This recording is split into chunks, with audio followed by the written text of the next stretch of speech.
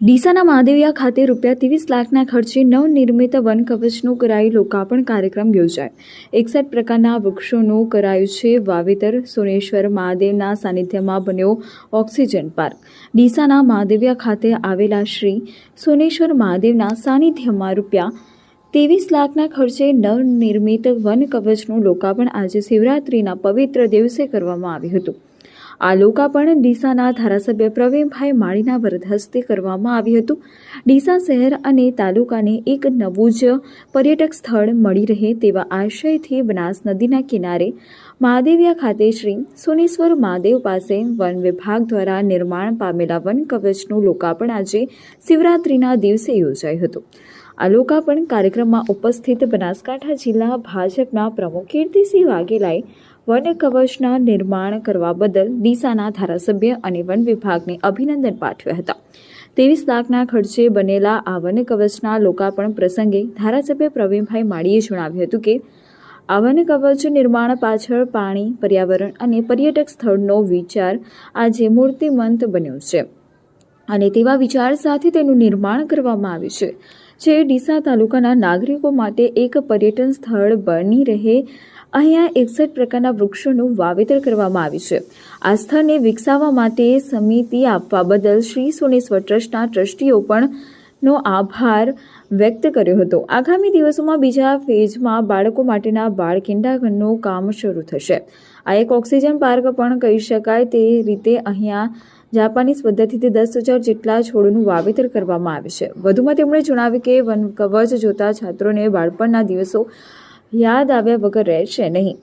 આ જગ્યાએ આજે હરિયાળી લહેરાઈ રહી છે જ્યાં પ્રકૃતિના સમીપથી દર્શન થકી તમને શાંતિની અનુભૂતિ થયા વગર રહેશે નહીં। વન વિભાગ દ્વારા અહીંયા અનેક પ્રકારના છોડનું વાવેતર કરવામાં આવે છે જેમાં સરગવો, સીસુ, પીપળો, પારિજાત, જામફળ, સેતુર, જાંબુ, બોર અને કેરી જેવા વિવિધ પ્રકારના વૃક્ષોના છોડનું વાવેતર કરવામાં આવ્યું છે જેમાં ફળના ઝાડનું વાવેતર થતાં પક્ષીઓનો મધુર કલરવ પણ અહીંયા મુલાકાત લેનાર પ્રવાસીઓના કાનમાં ગુંજશે। એટલું જ નહીં, સેલ્ફી ઝોન, વોકિંગ ટ્રેક જેવી સુવિધાઓ પણ વિકસાવવામાં આવી છે। આ વન કવચ નિર્માણ ડીસા વિસ્તારમાં સૌ લોકો માટે એક નવું નજરાણું બની રહેશે। આ પ્રસંગે બનાસકાંઠા જિલ્લા ભાજપના પ્રમુખ કીર્તિસિંહ વાઘેલા, મહામંત્રીઓ કનુભાઈ વ્યાસ, સંજયભાઈ બ્રાહ્મભટ્ટ, અમૃત દવે, બહાદુરસિંહ વાઘેલા, રમેશ દિલવાડિયા, ડોક્ટર ઉષાબેન જોશી, ડોક્ટર વર્ષાબેન પટેલ, પાલિકા પ્રમુખ સંગીતાબેન દવે સહિત મહિલા મોરચાની બહેનો, વોર્ડ નંબર 8ના સદસ્ય નિકિતાબેન ઠાકોર, પાલિકા ઉપપ્રમુખ શૈલેષભાઈ રાયગોર, પાલિકા કારોબારી સમિતિના ચેરમેન રવિભાઈ ઠક્કર, ગોવિંદભાઈ માખીજા, ભાજપ યુવા મોરચાના પ્રમુખ આશિષભાઈ શાહ, શહેર મહામંત્રી ચેતનભાઈ પુરોહિત અને જિલ્લા અને તાલુકા શહેર ભાજપના હોદ્દેદારો તથા સોનેશ્વર ટ્રસ્ટના ટ્રસ્ટીઓ ડોક્ટર CK પટેલ, રાજુભાઈ પટેલ સહિત નગરપાલિકાના ચૂંટાયેલા સભ્યોની મોટી સંખ્યામાં નાગરિકો ઉપસ્થિત રહ્યા હતા। ડીસા તાલુકાના મહાદેવિયા ગામે સોનેશ્વર મહાદેવની બાજુમાં ફોરેસ્ટ વિભાગ દ્વારા આજે વન કવચનું લોકાર્પણ કરવામાં આવ્યું છે। પાણી, પર્યાવરણ અને પર્યટકનું સમન્વયનો એક ઉત્તમ ઉદાહરણ આજે માન્ય જિલ્લાના પ્રમુખ શ્રી કીર્તિસિંહ વાઘેલાજીની પ્રેરક ઉપસ્થિતિની અંદર લોકાર્પિત કરવામાં આવ્યો છે।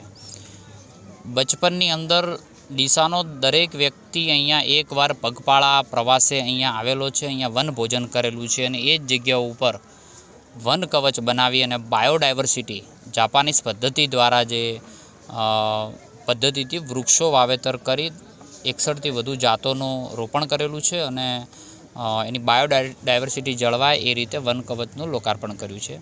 આના માટે હું ખાસ મહાદેવિયા ટ્રસ્ટના સૌ ટ્રસ્ટીઓનો આભાર વ્યક્ત કરું છું કે અમને જગ્યા ઉપલબ્ધ કરાવી અને આપણે આ સારું બનાવી શક્યા।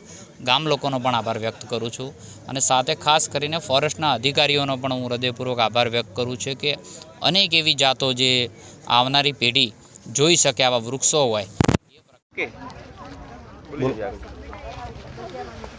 આજે મહાશિવરાત્રિના દિવસે અમારા ગામ મહાદેવિયા ખાતે વન કવચનું લોકાર્પણ થવા જઈ રહ્યું છે।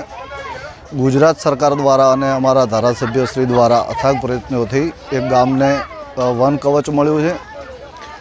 આવનારા પર્યટન સ્થળ તરીકે પણ વિકસિત થશે અને સોનેશ્વર મહાદેવ મંદિરની બાજુમાં અડીને આવેલું છે, બનાસ નદીના કિનારે આવેલું છે।